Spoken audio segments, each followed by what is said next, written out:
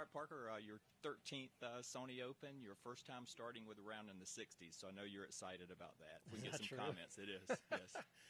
No wonder you're having me speak. Yeah, felt good today. My game's been feeling pretty good. Been doing some speed training and started to find some distance. And yeah, it's fun to play this golf course in attack mode rather than in defense mode. Take us through the card a little bit. Just one slip up really there. Was it on 2, I guess? With Yeah, just pulled my tee shot just a little. Went in the water there on the third bounce on 2 by about a foot. Made double bogey there, but then from then on I just kind of felt like I played pretty solid. Had some nice shots when I was in the rough. I was able to just sort of put it in the middle of the green, and then was able to make a couple long ones, which was a nice bonus out here.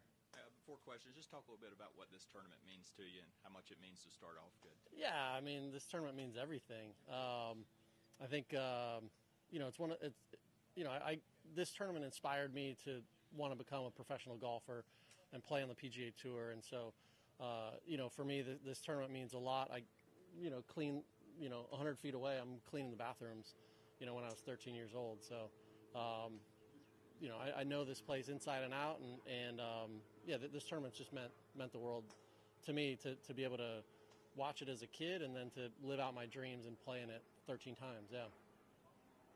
I'm glad you said you were cleaning bathrooms when you were 13 and not maybe well, yesterday or something. If someone's sick, I'll go in there. Okay. If someone's sick, I'll go. How did you prepare for this event? I mean, you haven't had a lot of chances to really play competitively on tours. Yeah, got to the islands on the 29th here on Oahu. I flew over and spent some time with Colin on the 30th, and then was back here the whole next week. And I played out here probably 4 or 5 times, and that was sort of my prep for this week. You mentioned Colin. How did that come about that you were helping him, and did it at all help you to spend time with him? Yeah, I think anytime you spend time with a world-class player, you benefit from it. I think that old saying is true, where it's like if you play with people that are better than you, you're going to get better. Yeah. And so we did a clinic over at Kahanaiki on the Big Island with Matt Kuchar and Ben Crenshaw, Colin, and myself. And I'm watching, Cooch is, 7 under par through 8 holes, and Colin was 4 under par. I was like, all right, I know what I need to do. So I think it always helps to play with better players. Our relationship started through kind of Andrew Kipper, his agent, and JJ Jakovac. I think both of them sort of told Colin, hey, Parker's a guy that would give you good feedback on your short game and would be worth talking to.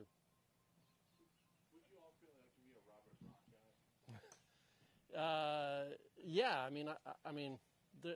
it's hard to beat being a great player on the PGA Tour. I mean, if you can be a top 50, 60 player on the PGA Tour, you want to do that.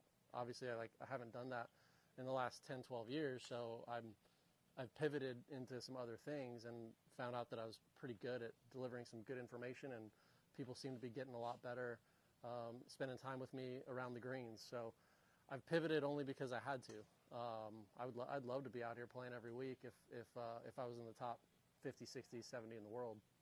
How do you think you would, balance the fact that if you were playing well and you were in the 3rd round and the guy 2 groups in front of you is one of your guys that you're working with? I mean, you work with him in the morning and before you tee off, and you have to work on your own game. I've got my guys to a spot like Keith Mitchell. I got them to a spot where it's like I want to do the work away from the golf course. I want to make sure that they can own what it is that they're trying to do. I think if we're out trying to fix something before they go out and play, I think we're chasing up the wrong tree. So I try to get my guys as ready as they can be, before they go into the week. Because when you're in a tournament week, you got to have 100% belief in what you're doing. Who influenced you if you're now teaching guys short game? Who was the influence on you? Paul Azinger was the biggest influence on me. Okay. I've fought through a lot of sort of dark times playing golf, and Paul was one of those guys who reached out to me and offered, hey, come back, stay at my house. I think I can help clear the cobwebs for you and get you out of this dark place. And he really did. For 7, 8 years, I'd go back there and and we worked on it, and a lot of it was just conversations. But he was a huge help. That was starting when? I mean, Probably in 2013, 2012, probably. Mm-hmm. Yeah. So outside of Colin and Keith Mitchell, who else is in your stable? I would say that I consult with a lot of guys. So, guys from Nick Hardy and Bo Hostler and Joel Damon I've worked with. There's a lot of guys that I've sort of spent a little bit of time with, but it's always just, I always tell these guys, I'm like, you're so good. It's just a little tweak here and there. And I want to continue to instill belief in them. Do you feel like sometimes it's more they get in their own way, and you try to break through that and let them realize that they don't need to be in their own way? Yeah, I mean, I think I learned from what I went through with instruction and receiving instruction, and I think I want to continue to remind my guys that they're unbelievable, and I think that sometimes gets forgot. I think guys at the highest level are perfectionists, and so I think sometimes that gets forgotten about, and remind them to pat themselves on the back, like they're really good players. You're not going to win every week, but it's never that far off with these guys. Did you communicate with Colin after last week? Yeah, we texted. Yes, he was upbeat. He was disappointed, but he was upbeat about the progress that he had seen with his short game up until sort of the last few holes on Sunday. And one other thing, you mentioned that you were working on some speed training to get some more distance. What were your numbers? And have you accomplished a little more, better numbers? And who do you work with? Yeah. I was using that stack system, and it was like Chris Como had sent one to me, and I was like, I played so bad over the summer that I was like, I'm going to just put my clubs away and I'm going to just try this stack system. And all of a sudden I didn't touch a club, and I used the stack system. I went from kind of averaging 110, 111 with my club head speed to just the other day I was swinging some at 115, 116, and I can even get it around 117. So yeah, it was a 20 yards probably of like some of the numbers that I was doing, and I spent some time with Fast Eddie Fernandez, who is a senior world long drive champion the last 3 years. Spent some time with him and I picked his brain as to what he does to swing faster. And so, yeah, taking a couple of those things. And the funny thing is the more that I'm doing it properly, the more it's going straighter. And I've always been a guy that's sort of like short and crooked. And now I feel like I'm longer but also straighter. We'll see how it holds up, but it's been good so far. Hey Parker, kind of talk about some of the other local players in the field. Some of the younger guys. You got Brent and Blaze Akana, the amateur in the field. Just kind of talk about that and just the how you've seen over the years with the Hawaii junior golf scene and just being able to be represented here in the hometown tournament. Yeah, I think it's great. I mean, I think for me, junior golf is really where I fell in love with the game, and this tournament especially is where I fell in love with the game. And so I think, for the young kids to be able to see, myself, Brent, Blaze, coming up, even Michael Castillo out here playing at 60 years old, I think it brings the community together. It shows the kids that are playing junior golf, hey, these guys are from our communities, and they made it onto the PGA Tour. They're playing on the PGA Tour. So I think it's vital for the junior golfers of this island and of the state to be able to see us in the field, so that they can look to us and say, oh, he's from the same school I went to. I can make it too.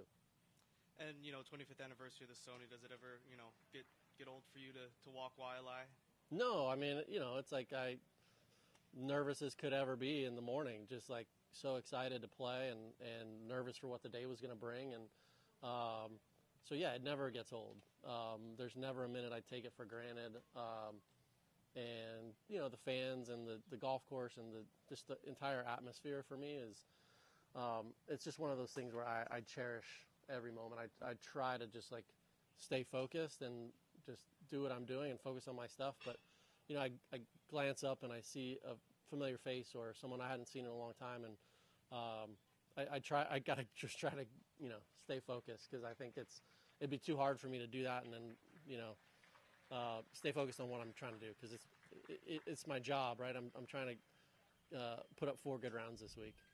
Does it also kind of throw you off when you're hearing a good shot chef or getting the chef chance now? Yeah, that is a bit funny. I've been stopped more times than I can imagine in like airports and stuff like that, and people are like, "Hey, chef," more than I was when I was playing on tour and saying, "Hey, Parker." So yeah, I think it's, you know, the whole mission statement of the short game chef has been to help the amateur modernize their short game. I think that there's just been so many conflicting opinions out there, and my goal is to help sort of modernize and help take what the players on the PGA Tour are doing and bring it to the amateur game, because I think for a 20 handicapper, the closest they can get to being a PGA Tour player is from inside of 30, 40, 50 yards. They're not going to be able to hit it 350 off the tee, but I can get them to chip it pretty good, and that's sort of if I can get them the right information, to me that's where I can get them to improve 4 or 5 strokes per round, which is exciting. What is it you do love about coaching?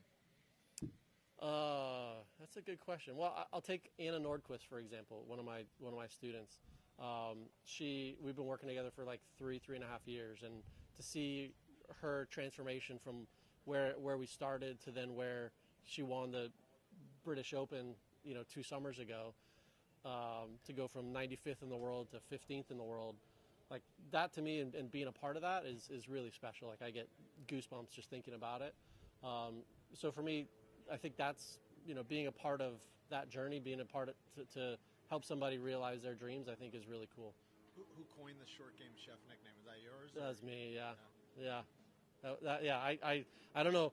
I just had the thought of, I was inspired a little bit by, there's a guy named Trackman Maestro on Twitter a number of years ago, and I was inspired by that. I was like, short game chef, right? Because every shot around the green there's some type of recipe, right? Okay, you got to open the face up on this one. You got to lower the hands. You got to make a long swing. So there's different ingredients that go into every shot around the green, and that's sort of where it came from.